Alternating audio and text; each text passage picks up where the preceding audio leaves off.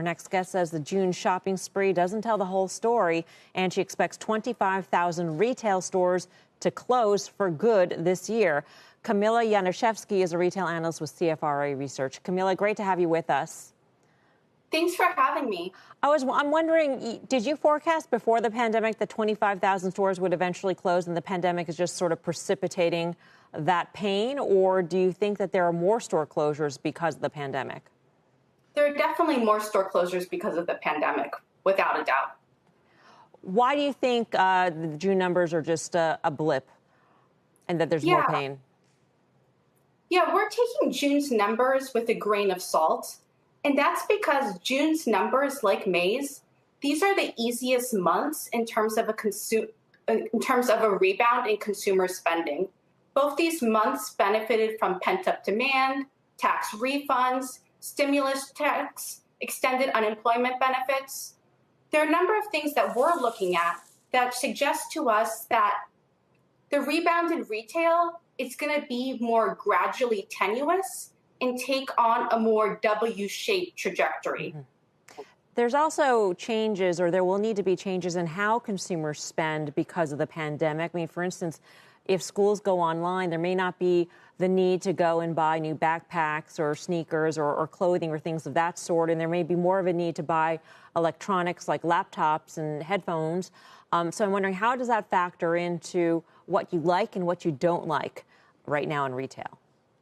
Yeah, e-commerce has definitely done phenomenally and gotten a boost.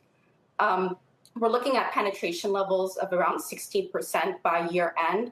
Unfortunately, for a number of retailers, we've seen that it hasn't been enough to move the needle in terms of aggregate sales. In terms of retailers that we like that have done phenomenally on the e-commerce and omnichannel front, Best Buy, Dick's Sporting Goods, and then also Williams-Sonoma. Williams-Sonoma is a digital-first retailer, generates over 50% of their sales online. Macy's has been troubled for some time, and I guess the pandemic is sort of twisting the knife, so to speak. You say it's at the highest risk of default. What happens then? Yeah, we think Macy's is the one that's most likely among department stores to follow JCPenney's footprints. And we look at that from a leverage perspective, a liquidity perspective, and then also a real estate perspective.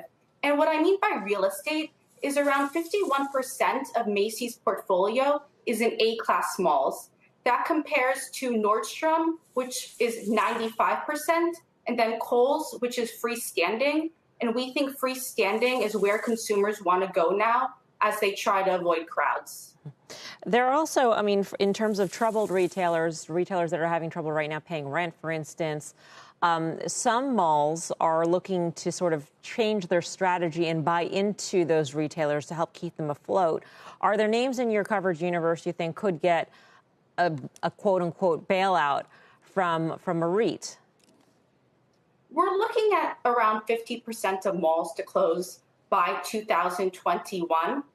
And that's one of the reasons why we're negative on Macy's, because they're so exposed to this space.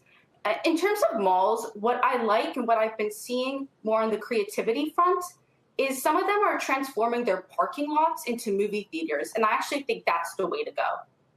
All right, Kamila, we're going to leave it there. I'm sure we'll have this conversation again in the future. Kamila Yanushevsky of CFRA.